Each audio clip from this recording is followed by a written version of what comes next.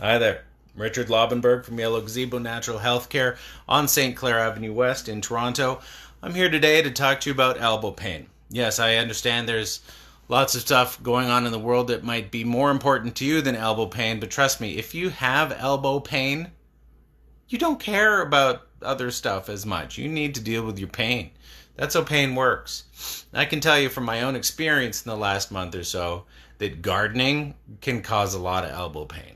Seriously. For a middle aged guy, definitely. Shoveling and then turning, that's really hard on the elbows. So if you have elbow pain and you're not sure why or what to do about it, trust me, there are reasons you have elbow pain and there are things you can do about it. Now, one of the comments, so I wrote a blog post on this the other day. You can read this, just go onto the website, look under the blogs, and you'll find the blog post on the common causes, and you can read more or different information from what I'm going to give you here. But one of the most common causes of elbow pain is arthritis. So if you have some pain in your elbow, unless it's rheumatoid arthritis, in which case it's an autoimmune response, and you should probably be on some medication for that.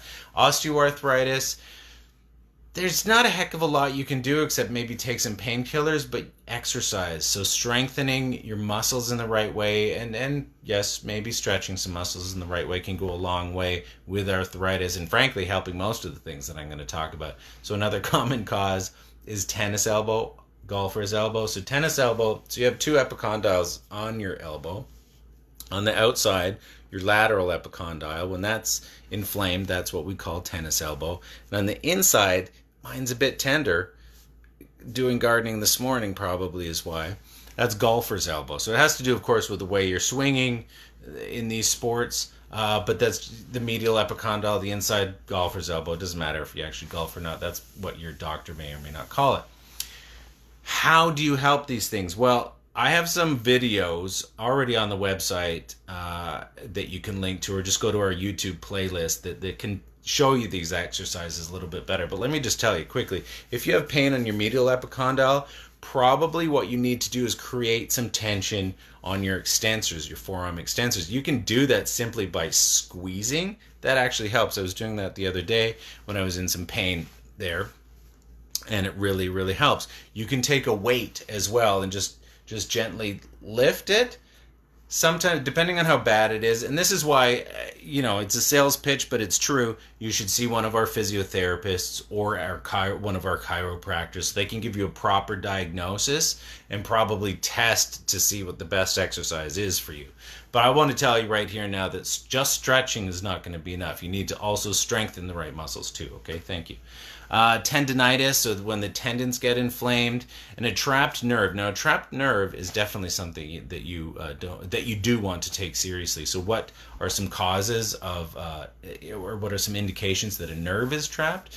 If you've got not just pain there, but also maybe a lot of tingling or even weakness in your hand and forearm, burning sensations, any kind of weird sensation going on, that's nerve impingement most likely, or a trapped nerve. So you want to get that looked at for sure, get a proper diagnosis from that.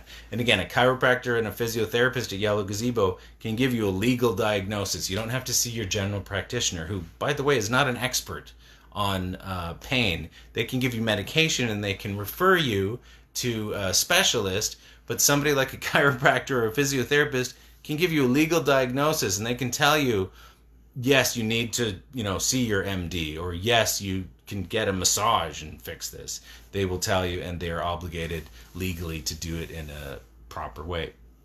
Last thing I'll mention, sprains and strains. If you have a sprain or a strain in your elbow, it's probably going to be especially painful. You may be able to just rest it, and I'm going to say, look, for any elbow pain, resting it may be enough, but don't count on it. If you rest it, let's say your elbow gets inflamed and you rest it for a few days and it's not feeling better, don't just keep doing nothing about it.